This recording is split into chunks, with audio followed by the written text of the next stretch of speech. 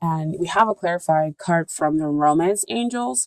And so here it goes again back to that death card. You've been forgiving and learning. I'll move it a little bit closer. Forgiving and learning. And so it says, as you release and heal the past, you experience more love in your present moments. And so, like I said, it relates back to that death card. So you've been letting go. So you heal and then let go. You've basically come to this knowledge of saying, oh, I know why that pattern happened. I know why I was in that relationship with so and so, and I know that I don't want that anymore. I know me, or I'm learning me, and I know what it is that I want in order to be able to move forward. So I'm going to end some things, get rid of those negative emotions, and in order to have the love that I want. So there is that part where you experience more love in your present moments. Okay. This is the strength card. And it's really kind of important for you to know, Aquarius, is that Venus is going to be kind of high, when we go into this year. So I think it's around like January 9th, the Venus, and we all know Venus is all about love and everything else like that. So she's going to be, eclipse around, the end of the month, which will be Aquarian time. And, it will also be a blue moon. So a lot of energy, a lot of, moving forward, and really deciding and having, the potential to get what it is that you want. Okay.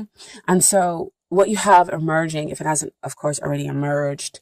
So this is you forgiving. This is you having tamed that beast. So back over there to the death card where you understand, okay, I understand my karmic patterns and I'm not going to repeat them.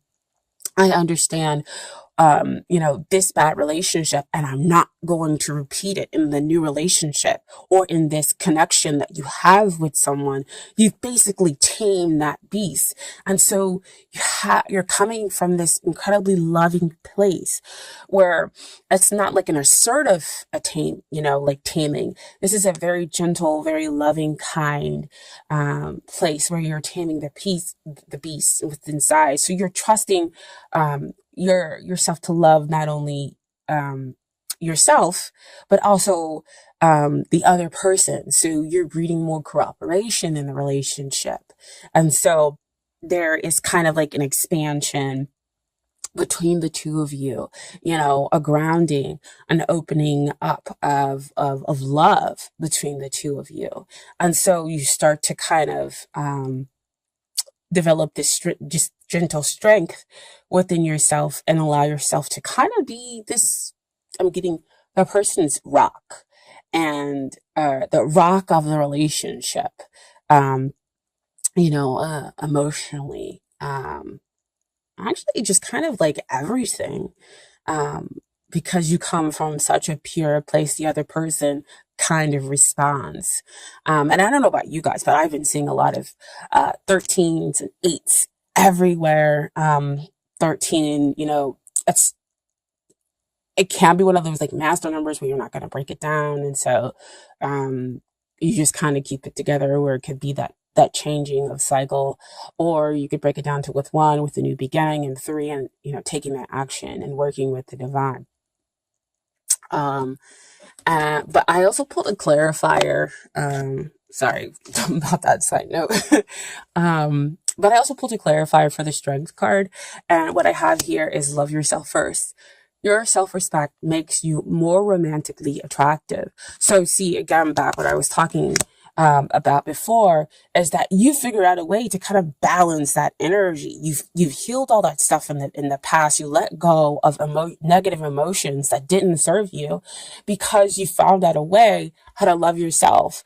And we all know, in loving yourself, you attract those who love you, And when you do sometimes attract those people who don't, you know how to say, you know what? I know that it is that you don't love me. And so, or you're not going to love me the way that I want you to love me. And so you just, kind of release them and go, hey, it's okay. I'm good. I'll be okay without you. And then in turn, you'll be able to track that happy, healthy relationship where there is that cooperation, when there is that kind of back and forth that you would get out of having a soulmate, where there is that unconditional love because you have unconditional love for yourself. And so what we have next is the Empress, and she's the future energy that you can be experiencing. And I'll move it back just a little bit. And we all know the Empress, she is love. She's balanced everywhere. Emotionally, she has that grounding. She has that overabundance of just kind of everything, but she knows how to deal with it. She's sensual. She comes from, of course, a pure heart. But she's successful, especially in love, because she has all this balancing going on, because she's able to nurture and care for the other person. And so that's what you're going to get back.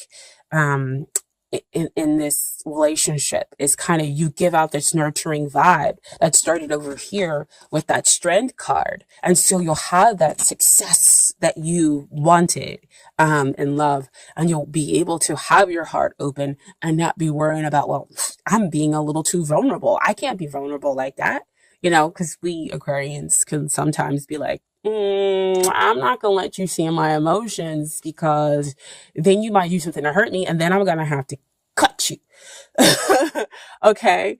And so you've basically kind of moved past that energy, a little bit. And so you have allowed yourself to be vulnerable with this other person. And in there, you've gotten the success, in love. And so we have the clarifying card here, and that is wedding. The situation involves marriage. So this could be, because you're having success in love, this could be a deepening of a commitment. Doesn't necessarily always have to involve marriage. But if that's what you were going for, marriage, that card shows up to tell you that, yes, you could be getting married, or you could realize that this is the person that you want to marry, and you can have that success in love because you have your heart open, because you have the emotional stability. You know when to be, evolved emotionally, and what emotions to come out, so that it's not like, all that negative emotion kind of that comes out sometimes, with Aquarians, when we feel like we might be rejected, or we feel like things could be going wrong. We're just in a space to be like, you know what? I'm okay to be vulnerable. And there is a strength in me being vulnerable. And I can love the way that I want to love because I love me. I know I'm not going to make the wrong decision in my love life for me. And so what the divine is offering you as far as aces, and aces are all about, new beginnings, what the divine is offering. And so first one I want to look at is the Ace of Swords. So this is like mental clarity.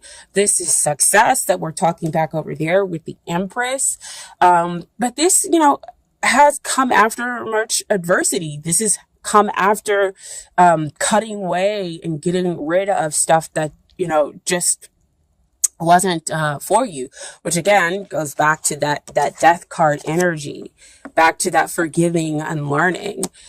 So you've had all that in the past, and now you're able to have this victory. Now you're able to have this clarity about yourself and about what you want in this relationship. And so we also have the little fire symbols down there, which relate back to the Six of Wands. So again, victory and success, possibly having the man or woman of your dreams, which could lead to the reason why you go get married, or possibly have a deepening of a committed relationship. Okay. And then the other, ace that shows up is Ace of Pentacles, and Ace of Pentacles talks about, the past, all those past difficulties, again, just getting, that stuff kind of fading away, and you having a fresh new start with this person or with somebody new coming in. And there's a lot of grounded energy. Again, you have your heart open. You're because there is such innocence, there's such understanding, there's so much love here, that it's able to create this stability. Again, back to that strength card. And so the two of you kind of create this new, can create something new as far as relationship, which could be the marriage, okay, or deep commitment. Now, as far as the energies that evolve within the couple in the relationship, I pulled out the court cards, and so I have here a Queen of Swords and the Queen of Wands. And so just so everybody, gets reminded that even though we have two queen cards here, the court cards are sexless. So, it just means that somebody's taking on the energies of that court card. Okay, so we have here, of course, first the Queen of Swords, and this is you, my dear Aquarians, because we're talking about it always representing those air signs. So Aquarian, Libra, Gemini. So this message is pretty strong here for you, with you guys showing up in your own court. With your own court card showing up in this reading, okay? And so this reminds you, to not detach from your feelings, to, yes, always gain the truth, but remember not to be so bluntly, and to remember all the things that you have done to get, to this point in order to experience the love, and that you have, an emotional depth that is okay to kind of come out. Now, why I say it's okay to come out is not only based upon the Strength and the Empress cards and the Love Yourself First. It's also, this is a Queen of Wands, which typically means that it can represent a fire sign, which would be Sagittarius, Leo, or Aries. And we all know what happens with fire and air. Air fuels fire.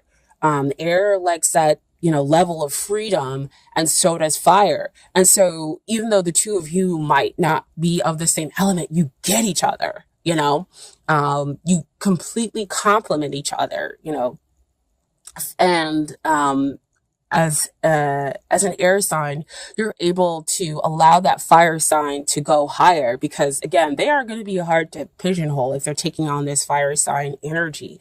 But there is such a deep connection, especially a spiritual one, when this card comes up, that, you'll be okay, that they are going to go out there and do whatever that they do, because, you're doing the same thing. But again, like I said, back to the communication that shows up with the Queen of Swords, that shows up with the Ace of Wands, is to make sure that you have clean communication between the two of you. Where you're like, look, fire sign or person who has a fire sign energy, I need some one-on-one time with you, because it's important to me. And so you're able to just speak out in a way that's loving and gentle and kind in order to get your needs met. And not that, you're taking time away from them. You just, know what it is that you need and should be getting out of relationship. It should be reciprocal. Okay.